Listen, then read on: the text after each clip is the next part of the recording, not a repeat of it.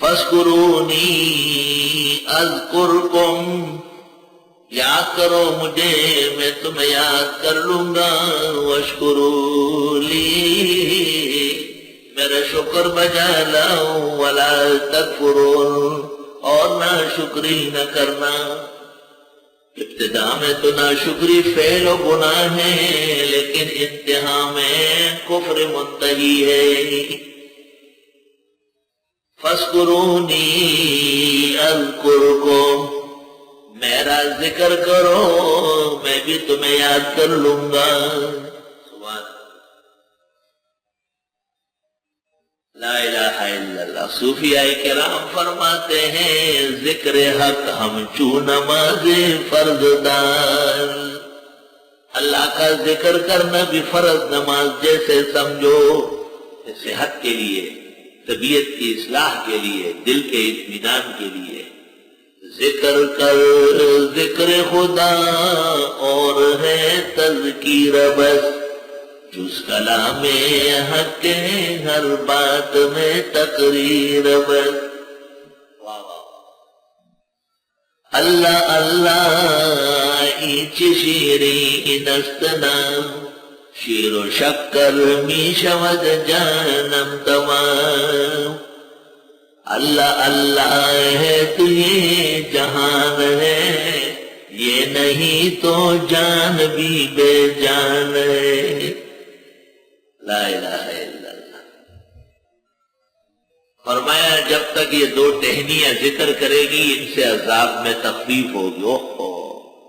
ذکر اللہ یرفع البلاء والآفات، اللہ کے ذکر میں بڑی لذت ہے، بڑی طاقت ہے۔ فاذکرونی اذکرکم، ذکر کا اطلاق قرآن پر بھی ہے، وَإِنَّهُ لَذِكْرٌ لَكَ وَلِقَوْمِكَ وَهَذَا ذِكْرٌ مُبَارَكٌ أَنزَلْنَاهُ۔ ذکر کا اطلاق پیغمبر پر بھی ہے، ذکر الرسول دو۔ ذکر کا اطلاق نماز پر بھی ہے، اقم الصلاۃ لذکری۔ ذکر ذکر ہے اور ذکر علم ہے، فاسألوا اہل الذکر ان کنتم لا تعلمون۔ علم کو ذکر کیوں کہا؟ علم وہ ہے جو یاد ہو، جو یاد نہیں ہے وہ کتابوں میں ہے برابر۔ علم وہ ہے جو یاداشت کے حکم میں ہو، جب چاہے آپ اسے استعمال کرو۔ اس لیے علماء کا نام کیا ہے؟ اہل ذکر۔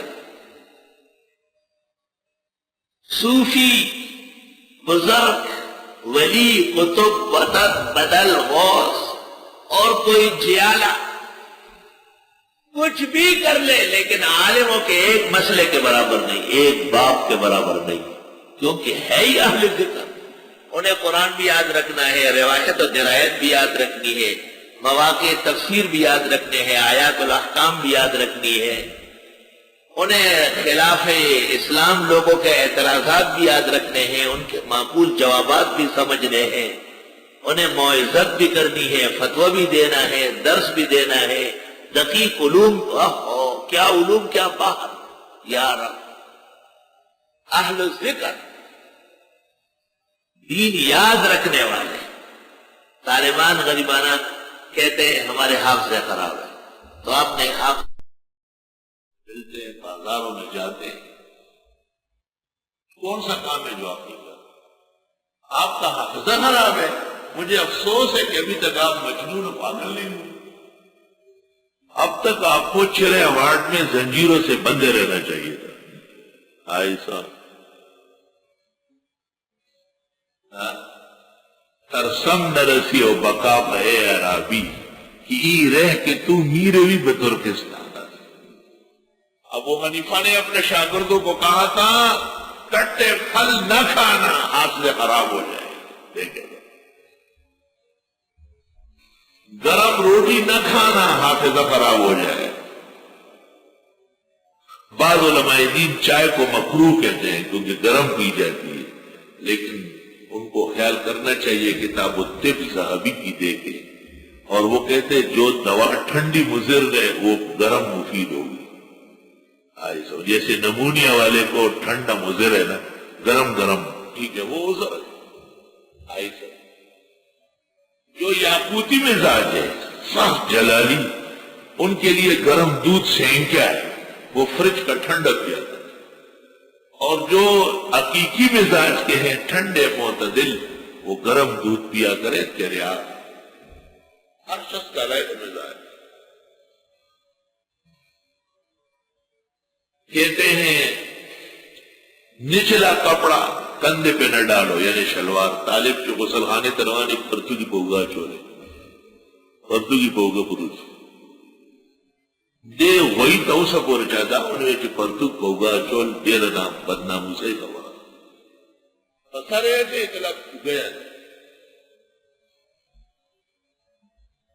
اور حدیث میں ہے کہ تم بیت الخلاء بغیر جوتے کے مت جاؤ، سر ننگا کر کے مت جاؤ. مولانا بنڈور نے معارف السنن تو عادت میں سب لے گا. اور جس جوتے میں عام زندگی میں ہو اس کو بدل دو، اور جس ٹوپی کے ساتھ نماز پڑھتے ہو وہ رکھ کے کوئی اور ہلکی سی رکھا کرو. یہ آداب ہے اور اس سے حفظ و اتقان پیدا ہو. لیٹ کر کتاب نہ دیکھو. مولانا انور شاہ فرماتے دور حدیث کے سال 14 دن بیمار ہو گیا تھا. سب سے بڑا صدمہ یہ تھا کہ کتاب نہیں دیکھ سکتا تھا، کیونکہ لیٹنے کی عادت نہیں. کبھی میں نے لیٹ کر کتاب نہیں دیکھی. اور پھر حدیث کی کتاب، دور حدیث کی کتاب،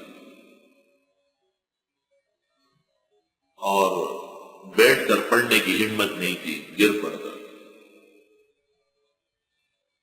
ہمارے ساتھ ایک طالب علم تھا، وہ بخاری مسلم ترمذی 3-4 رکھ کے اس کے اوپر سر رکھ کے مسجد میں سوتا تھا. میں استاد دا سے کہ یار پاک کتابوں نے دی اور پاک سر میں دے ماں خیال نے تم ڈیرا خراب ہو بنی لب گزار کو کھو.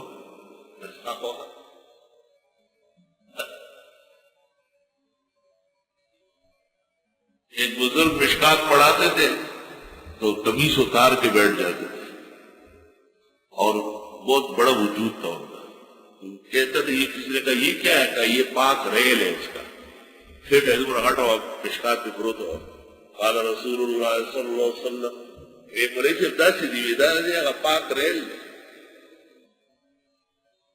کوئی شک نہیں مجبوراً جواز کا، لیکن آداب تو نہیں ہے. درس اور علم ہمیں جن لوگوں سے پہنچا ہے وہ ایسے نہیں تھے، ان کے طریق پہ چلنا ہوگا.